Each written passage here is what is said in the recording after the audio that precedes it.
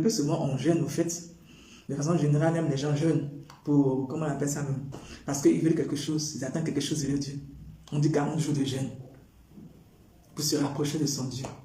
Mais combien de personnes se rapprochent pendant ces 40 jours de jeûne là pour leur Dieu, sans rien demander? Oui, combien? Si on peut entrer dans le cœur de tout un chacun, lire ce qu'ils disent pendant leur prière, pendant ces 40 jours de jeûne, on dira qu'ils ne connaissent pas l'amour. Qu'ils ne connaissent pas l'amour. On dira qu'ils ne connaissent pas l'amour. Jésus a dit, moi je ne suis pas venu dans ce monde-là, pour rassembler les gens. Non. Voilà, l'Église catholique est universelle. On dit cette Église catholique, elle est universelle.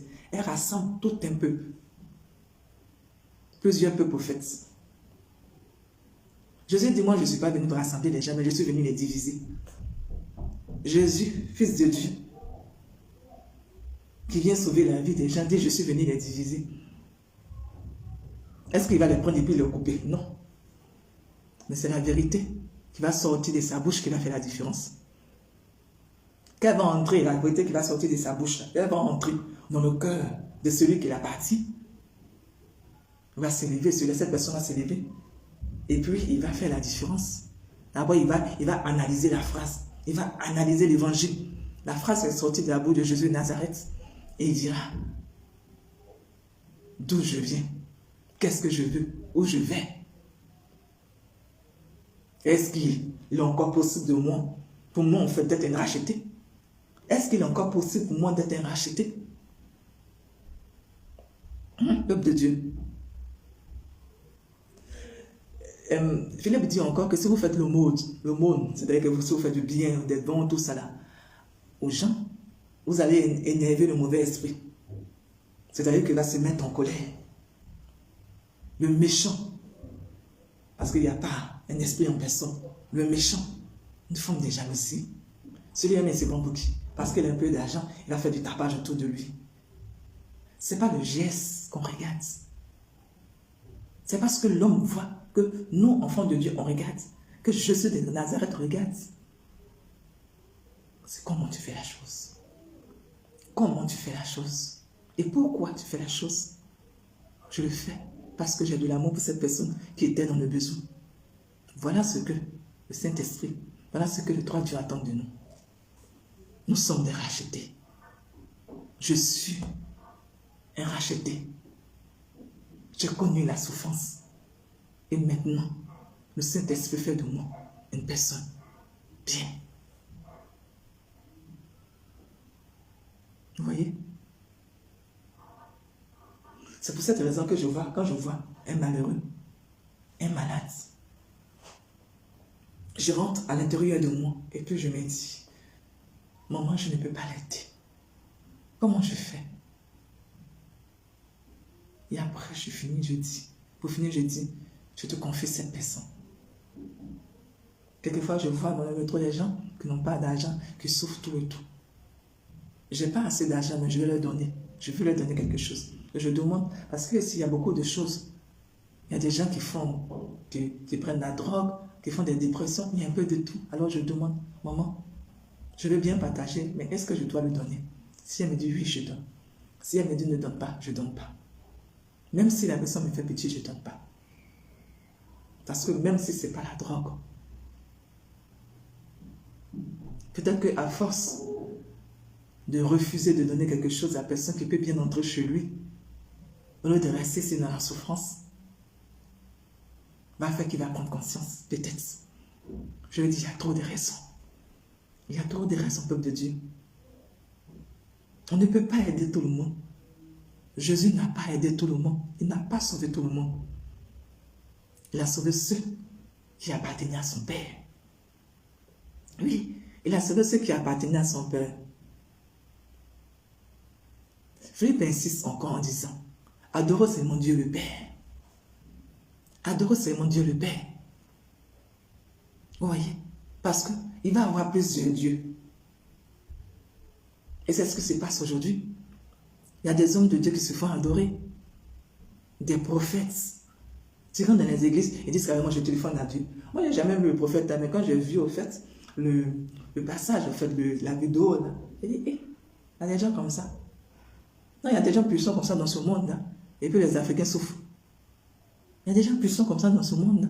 Et puis, il y a des malheureux. Et puis, non seulement il y a des gens comme ça, mais il y a des gens encore, il y a une partie du peuple de Dieu qui croit en ça. Oui, il y a une partie de Dieu, une partie du peuple de Dieu qui croit en ça.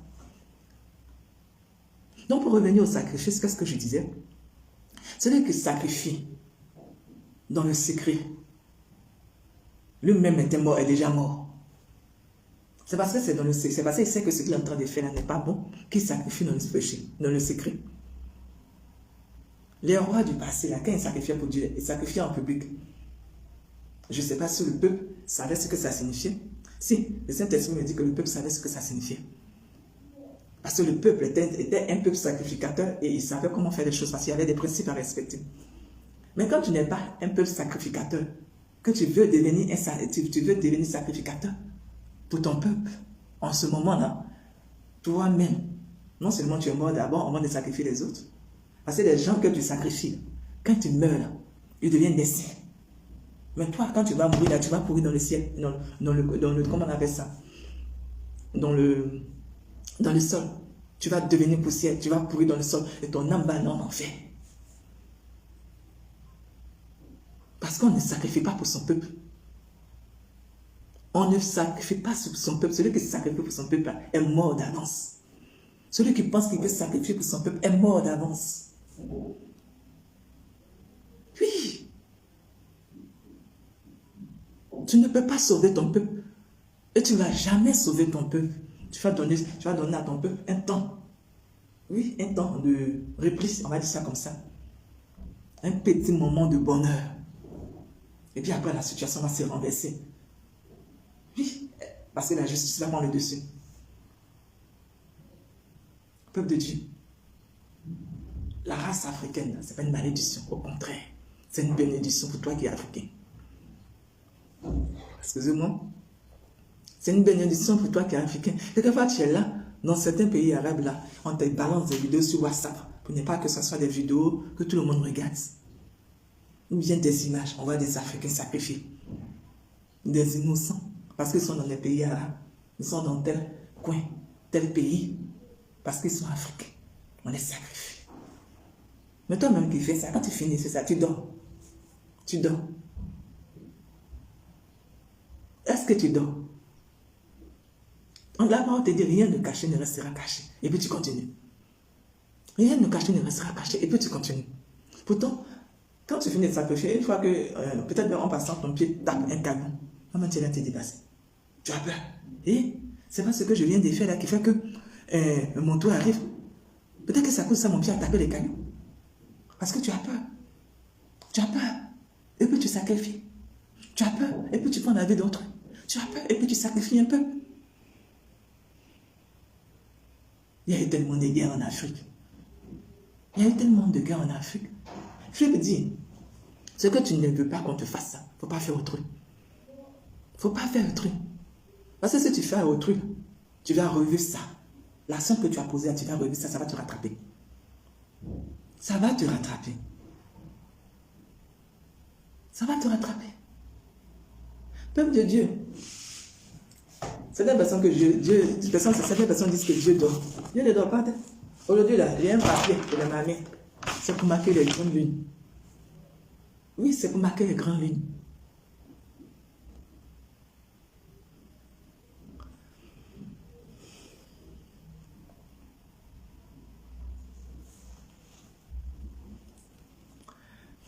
C'est dur à comprendre. Parce qu'on ne veut pas comprendre. Oui, c'est dur à comprendre parce qu'on ne veut pas comprendre la vérité qui blesse. La vérité qui prend le dessus. C'est dur à comprendre. Comment une grande religion comme ça, que tout le monde connaît, que tout le monde respecte, est pourrie. Comment le péché peut entrer dans une religion où Dieu a donné sa vie, Dieu le Fils a donné sa vie. Dieu a donné sa vie pour son Église. Et les gens se sont accaparés de son église comme s'ils étaient propriétaires de la chose. Vous savez ce qu'on appelle le corps du Christ? Le sang du Christ. On ne dit pas le sang de Jésus de Nazareth, on dit le corps du Christ. Le Christ, fils de Yeshua. Le sang du Christ, fils de Yeshua. Celui qui a fait le sacrifice. Celui qui a payé en donnant sa vie. Vous savez ce que ça signifie?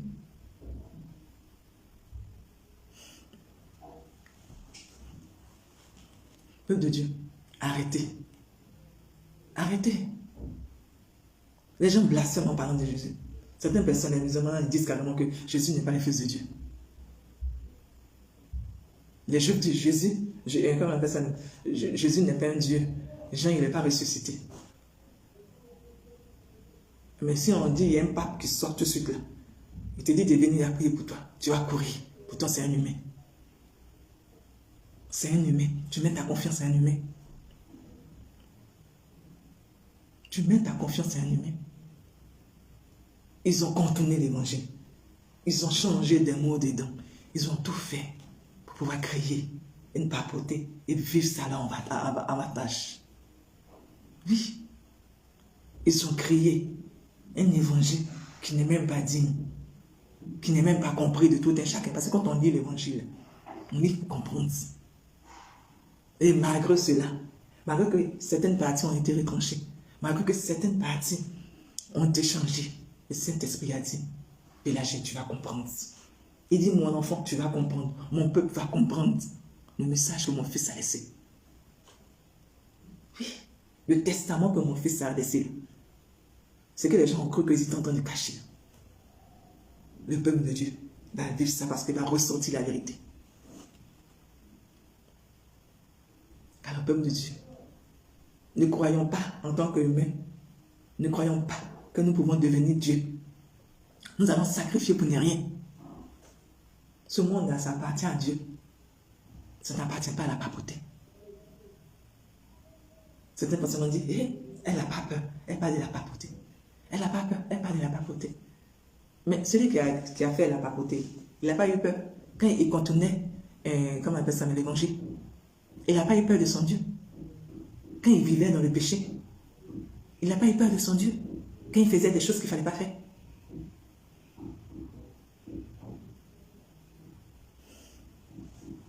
Arrêtez de croire que la religion sauve. La religion n'a jamais sauvé personne. C'est ta relation que tu as avec ton Dieu qui va te sauver, qui va te construire, qui va te racheter, parce que tu viens de loin. Excusez-moi. La vie est dure, très dure. Le monde est dur, très dur. Mais il y a de l'espoir. Mais il y a un paradis qui t'attend. Alors pourquoi sacrifier? Pourquoi sacrifier? Peuple de Dieu, pourquoi sacrifier? Vous savez où on trouve les saints? Dans l'église catholique. Les évangéliques, là, ils connaissent pas les saints. Quand tu dis un saint, ils disent c'est que les saints. Ils te disent carrément que, comment on appelle ça? Et puis toi tu expliques maintenant, c'est un saint qui a donné sa vie pour Jésus. C'est un saint, c'est un saint, c'est un saint. Mais les saints, on les trouve où? C'est pas dans l'église catholique. Alors pourquoi un saint? C'est quelqu'un qui a contesté au fait la vérité de la religion. Par exemple, là, quand on n'a pas saint. Par exemple, là, quand on n'a pas saint. On appelle saint une personne, on appelle une personne sainte dans l'église parce qu'au fait, il a contourné ou bien il a contesté. Il n'a pas continué, mais il a contesté. Comment je peux dire ça? Le droit canonique ou bien la loi de la religion catholique. Raison pour laquelle on appelle saint. C'est parce qu'il est mort après. C'est un sacrifice qui a suivi. Raison pour laquelle on appelle saint. Saint, saint, saint, saint. Les enfants de Fatima, pourquoi on les appelle saints? Non seulement la Vierge Marie, elle est descendue, elle est apparue. Les trois, ces deux garçons, une petite fille, elle est apparue au fait. Mais les hommes, parce que c'était des catholiques, l'église catholique a contesté ce que les enfants disaient. Ils ont contesté jusqu'à ce qu'eux-mêmes se rendent compte au fait que comme ils se sont rendus compte que ce que les enfants disaient, c'est parce que la Vierge Marie, lequel le Saint-Esprit a dit à ce peuple-là de se rassembler. C'est pas si c'est une montagne, bien une côte, c'est pas une colline là. tel jour, à telle heure, je serai présent. Imaginez un peu. Imaginons un peu. Si, ce jour-là, le Saint-Esprit n'était pas venu. C'était des sacrifices, ces enfants-là. Ils allaient devenir des sacrifices. Parce qu'on dira qu'ils ont blasphémé. On dira qu'ils ont blasphémé. Alors le Saint pour vous, c'est quoi? C'est celui qui conteste. Je ne suis pas d'accord avec ce que l'homme avec grand H partage. Je ne suis pas d'accord avec la parole qui a été dite. Je ne suis pas d'accord avec le droit canonique. Je ne suis pas d'accord avec la religion. Je ne suis pas d'accord, je ne suis pas d'accord. En France, ils ont dit liberté, égalité, fraternité. Mais si moi, je n'ai pas le droit de m'exprimer, je dois subir. Si je ne peux pas m'exprimer, c'est que je vais servir. Servir toute ma vie en tant qu'esclave. Parce que quand on dit esclave, ce n'est pas celui seulement qui a une chaîne au bras, au pied. Non, ce n'est pas ça. Obéissance malgré toi. Obéissance malgré toi. C'est ce que ça veut dire l'esclavage. Et la soumission. Alors, peuple de Dieu, la parole dit, ceux qui ont des oreilles pour entendre, qu'ils entendent. Maintenant, si vous n'avez pas d'oreilles aussi, chacun voit ça comme il veut. Moi, mon papa, mon Dieu, mon Père, il m'a dit que là, je prêche, j'ai prêché. Prêche, j'ai prêché. Quel que soit ce qui doit suivre, ça suffira. Ça va suivre. Il y a toujours une suite. Il y a toujours une suite. Je ne sais pas si c'est Thomas ou bien. Thomas? Oui, qui a demandé, je ne sais pas si c'est Thomas ou bien un truc, je ne sais plus. Parmi les apôtres, il y a un qui a demandé à Jésus, nous on va mourir quand? Comment on va mourir au fait?